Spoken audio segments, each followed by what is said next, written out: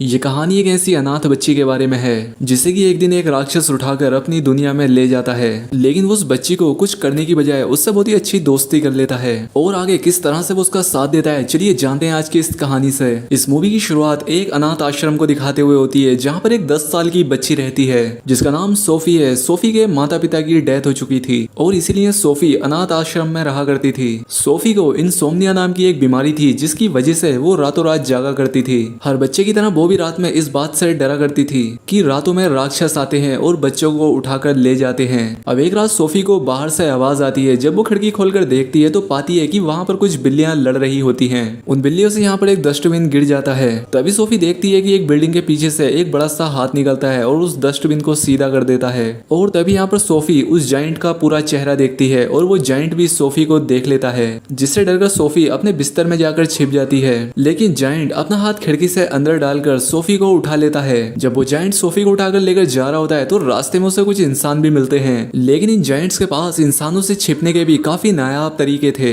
वो giant Sophie को अपने साथ अपनी दुनिया में ले जाता है। खैर अब सोफी जब जाइंट के घर में होती है तो वो वहां से भागने की कोशिश करती है, लेकिन वो जाइंट उसे देख लेता है।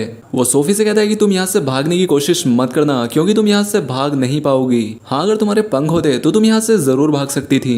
इसके बाद वो जाइंट सोफी को एक कड़ाही में रख देता है। सोफी को लगता है कि शायद अब वो उसे खाने वाला है, लेकिन तभी सोफी को बाहर से आवाज सुनाई देती है। सोफी जाइंट से पता करती है कि ये किसकी आवाज है, क्या यहाँ पर और भी जाइंट्स रहते हैं। तो वो जाइंट जिसका नाम BFG है सोफी को बताता है कि हाँ, यहाँ पर और भी जाइंट्स रहते हैं। वो साइज में मुझसे कहीं ज्यादा बड़े हैं और वो सब अच्छे नहीं है, वो इंसानों को खाते हैं। ये बात सुनकर सोफी डर जाती है। सोफी BFG से पूछती है कि क्या तुम भी मुझे खा जाओगे, लेकिन वो सोफी को बताता है कि नहीं, मैं इंसानों को नहीं खाता, मैं शाकाहारी हूँ, मैं तो बस सब्जियां खाता हूँ और मैं उस सब्जी को कक्कड़ भुजिया कहता हूँ। अब सोफी उससे पूछती है कि तुम मुझे यहाँ पर क्यों लाए हो, जिस पर वो कहता है कि तुमने मुझे शहर में घूमते हुए देख लिया था, तुम वहाँ सभी को मेरे बारे में बता देती और फिर इंसान मुझे पकड़ लेते और बाद में वो मेरी इस दुनिया में भी आ जाते, इसीलिए मैं तुम्हें पकड़कर यहाँ ले आया ताकि तुम किसी से कुछ कह ना सको। अब तुम अपने आगे की जिंदगी यहीं पर बिताओगी। लेकिन सोफी कहती है कि नहीं, मैं यहाँ नहीं रह सकती, मुझे जैसे ही मौका मिलेगा मैं यहाँ से भाग जाऊंगी। लेकिन वो जाइंट सोफी से कहता है कि देखो, ऐसी गलती कभी मत करना, बाहर मुझसे भी बड़े जाइंट रहते हैं और अगर उन्होंने तुम्हें देख लिया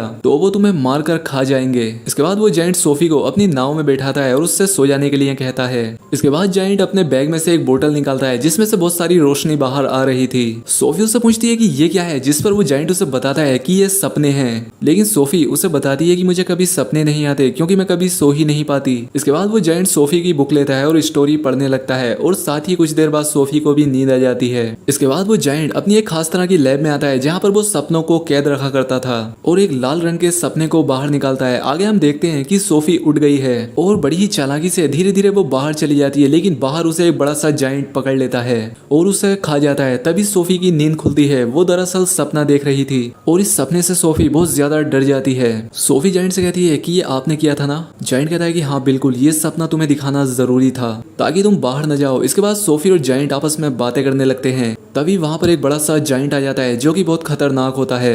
दरअसल उसकी उंगली में दर्द होता है और वो इस बूढ़े जाइंट से अपना इलाज करवाने के लिए आया था और इसलिए BFG उसकी उंगली पर मरहम लगाने लगता है। लेकिन तभी उस बड़े जाइंट को इंसान की खुशबू आ जाती है और वो सोफी को ढूंढने लगता है। सोफी को वहां पर एक कक्कड़ भुजिया दिखाई देती है, इसीलिए वो उसमें छिप जाती है। अब क्योंकि ये बड़ा जाइंट मांसाहारी था, ये कक्कड़ भुजिया नहीं खाता था, लेकिन आज उसका ये खरबूजा खाने का मन कर रहा था क्योंकि आज उसमें से एक अलग तरह की खुशबू आ रही थी और वो उस कक्कड़ भुजिया को खाने ही वाला होता है कि तभी बूढ़ा जाइंट सोफी को देख लेता है। इसीलिए वो उस बूढ़े जाइंट से कहता है कि तुम तो मांसाहारी हो, तुम्हें तो सब्जियां पसंद नहीं है, और इसलिए वो बड़ा सा जाइंट उस कक्कड़ भुजिया को फेंक कर वहां से चला जाता है। इसके बाद वो बूढ़ा जाइंट कक्कड़ भुजिया को उठाकर ले आता है जिसके अंदर से सोफी निकलती है। सोफी उसके अंदर काफी गंदी हो गई थी, जिसकी वजह से वो बूढ़ा जाइंट सोफी को ले जाकर पानी में नहलाता है और साथ ही सोफी को पहनने के लिए कुछ कपड़े देता है और इसके बाद वो अपने काम पर जाने लगता है। सोफी उससे पूछती है कि आप कहाँ जा रहे हो, जिस पर वो कहता है कि मैं सपने पकड़ने जा रहा हूँ, तुम यहाँ पर आराम से रहना। लेकिन सोफी कहती है कि मैं भी आपके साथ चलूंगी, लेकिन वो कहता है कि नहीं, तुम नहीं जा सकती, अगर किसी बड़े जाइंट ने तुम्हें देख लिया तो वो तुम्हें खा जाएगा।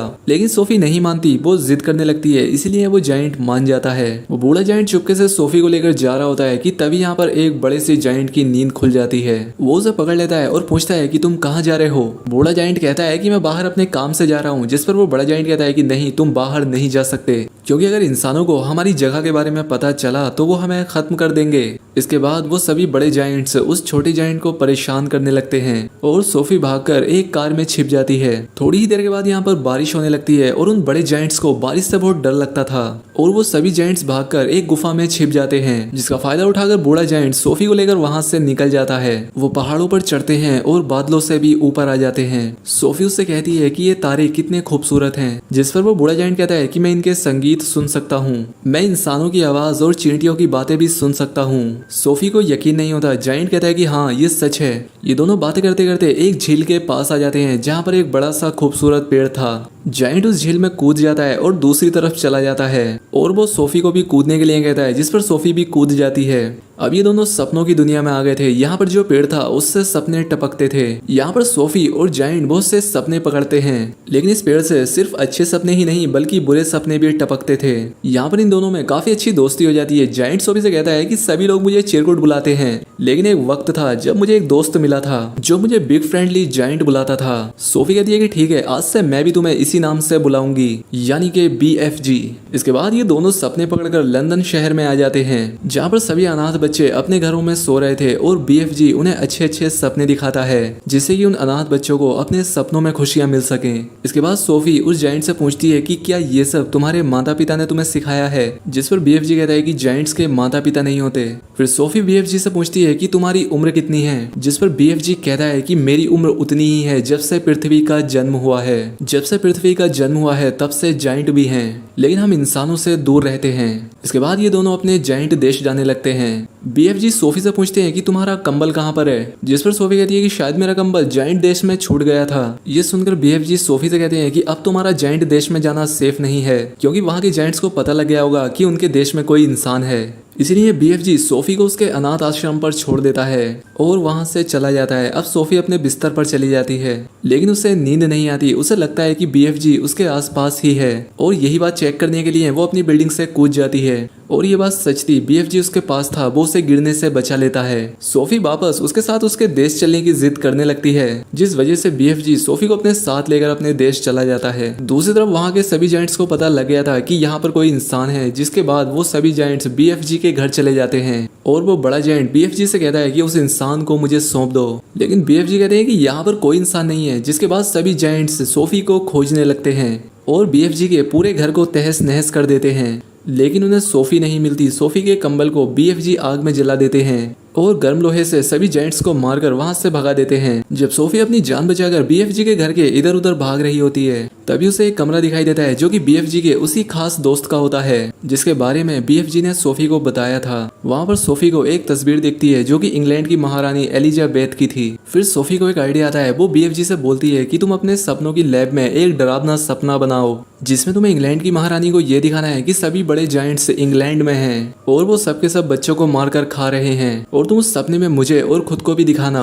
ताकि हम जब महारानी के सामने जाएं तो उन्हें हमारी बातों पर यकीन हो जाए। और सोफी की बात मानकर BFG ऐसा ही करता है। वो अपनी लैब में एक डरावना सपना बनाता है, जिसमें वो अपने देश में रहने वाले सभी खूंखार जायंट्स की तस्वीरें और बहुत सारे बच्चों को डालता है, और साथ ही साथ सोफी और खुद को भी डालता है। सपना बनाने के बाद BFG सोफी को लेकर इंग्लैंड की महारानी के महल तक पहुंच जाता है और खिड़की से इंग्लैंड की महारानी की नींद में उस भयानक सपने को डाल देता है। अब महारानी वो सब देखती है जो कि वो दोनों उसे दिखाना चाहते थे। जब महारानी की नींद खुलती है तो वो बहुत डरी हुई होती है। वो अपने सपने के बारे में अपने PA को बताती है। PA कहती है, लेकिन महारानी वो तो बस एक सपना था ना। लेकिन जब वो आज के न्यूज़पेपर को देखती है तो वो चौंक जाती है। वो कहती है कि कल रात शहर से बहुत सारे बच्चे गायब हुए हैं, बिल्कुल वैसा ही जैसा कि आपने सपने में जिक्र किया था। जब महारानी पर्दा हटाने के लिए कहती है तो वो देखते हैं कि सोफी खिड़की पर होती है, क्योंकि ये बात भी BFG ने महारानी के सपने में डाली थी। इसके बाद सोफी महारानी को BFG के बारे में बताती है और उनसे वादा लेती है कि उनके सिपाही BFG के साथ कोई भी सख्ती नहीं करेंगे।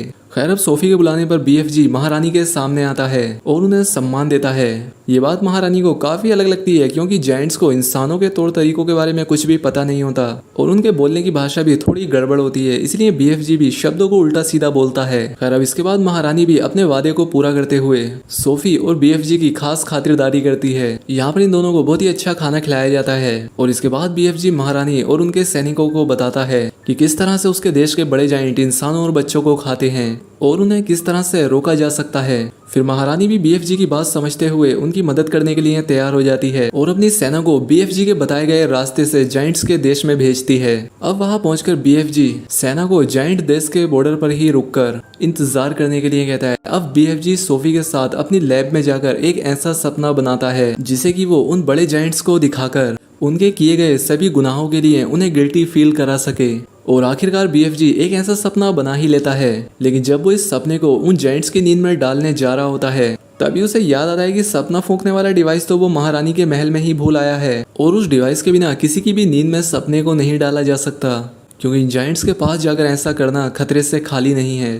अब इस बात पर बीएफजी अफसोस कर ही रहा होता है कि तभी सोफी उस सपने की बोतल को उठाकर उन जायंट्स के बीच में चली जाती है। लेकिन उसके वहां पहुंचते ही उन सभी जायंट्स के बड़े सरदार की नींद खुल जाती है और वो सोफी पर हमला करने के लिए आगे बढ़ने लगता है। लेकिन जैसे ही वो बड़ा जायंट सोफी पर हमला करने वाला होता है, सोफी उस बोतल को फेंक कर तोड़ देती है और उसमें मौजूद छोटे छोटे सपने जैसे ही बड़े जायंट्स की नींद में जाते हैं, उनके मन में अपने किए हुए गुनाहों को लेकर गिल्ट आने लगता है। इस बात से गुस्सा होकर उनका सरदार सोफी पर हमला करने वाला होता है, लेकिन उससे पहले ही बीएफजी उसके सामने आ जाता है। लेकिन बीएफजी बच जाता है, क्योंकि जैसे ही बड़ा जायंट बीएफजी को मारने वाला होता है वहां पर सेना के हेलीकॉप्टर पहुंच जाते हैं और एक एक करके सभी जायंट्स को अपने जाल में फंसाकर अपने साथ ले जाते हैं और जायंट्स देश से मीलों दूर समुद्र के बीचों बीच उन्हें एक सुनसान आइलैंड पर छोड़ देते हैं, क्योंकि ये पानी से डरते हैं और समुद्र पार नहीं कर सकते, जिस वजह से सभी बड़े जायंट्स इस आइलैंड पर फंस जाते हैं। और यहाँ पर महारानी सिर्फ इनके खाने के लिए ककड़ भुजा के बीज भेज देती है, जिससे कि बड़े जायंट्स इनकी खेती करें और यही खाएं। अब आखिर में हमें दिखाया जाता है कि सोफिया अनाथ नहीं है, अब वो महारानी के घर में रहती है। अब उसकी लाइफ से अकेलापन पूरी तरह से दूर हो चुका है और वो जब भी चाहे बीएफजी से बात कर सकती है, क्योंकि बीएफजी अपनी अनोखी शक्ति से दुनिया में सभी चीज की आवाजें सुन सकते हैं। अब बीएफजी जायंट अपने देश में तरह तरह की सब्जियों की खेती करता है और एक अच्छी जिंदगी जीता है। और इसी के साथ ये बेहतरीन फिल्म यहाँ पर खत्म हो जाती है। तो दोस्तों उम्मीद करता हूँ कि आपको वीडियो पसंद आई होगी। अगर वीडियो अच्छी लगी हो तो वीडियो को लाइक और चैनल पर पहली बार आए तो चैनल को सब्सक्राइब जरूर कर लें। मिलते हैं हमारी अगली वीडियो में।